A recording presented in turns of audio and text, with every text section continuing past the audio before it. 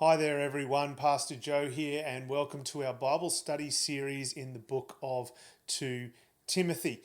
We've called this series Guarding the Good Deposit. And we've called it that because basically the book of 2 Timothy is a heartfelt letter from the old apostle who knows his life is coming to an end, passing on the mantle of gospel ministry to the young pastor Timothy.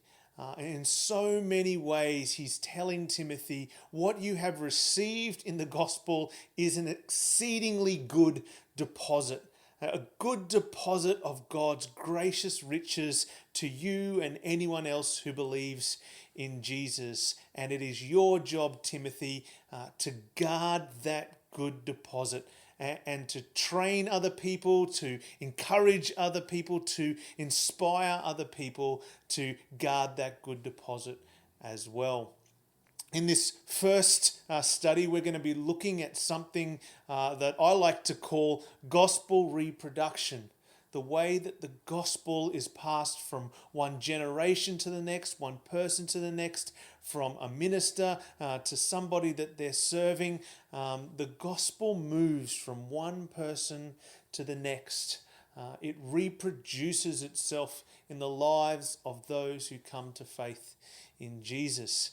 And we see this very clearly in the first few verses of 2 Timothy when Paul says in verse 5, I am reminded of your sincere faith, a faith that dwelt first in your grandmother Lois and your mother Eunice, and now, I am sure, dwells in you as well.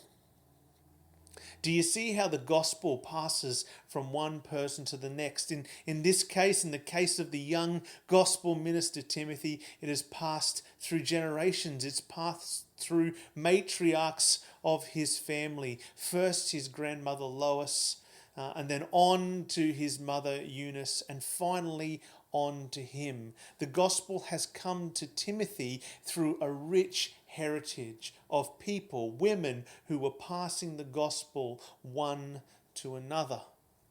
This is a beautiful way in which the gospel reproduces itself.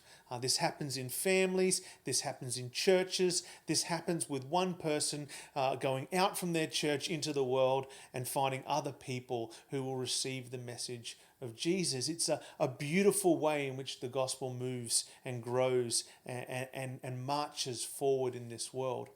In fact, in so many ways, we are here today. I'm able to make this video because the gospel has reproduced itself over countless generations, right from the time of the Apostle Paul and Timothy all the way through to us today.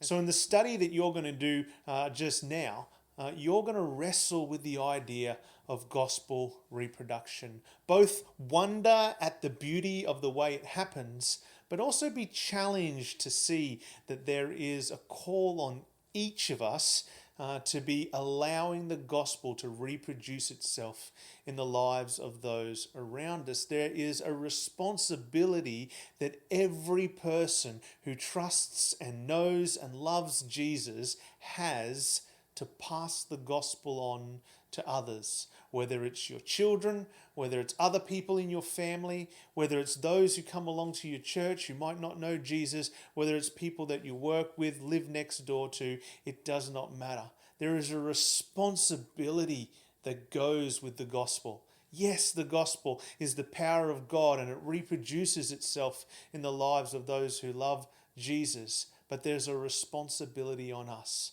to pass that gospel on. But the beauty of the gospel is that it comes with the power that we need to do that. Look with me at verse 7. For God gave us a spirit not of fear, but of power and love and self-control.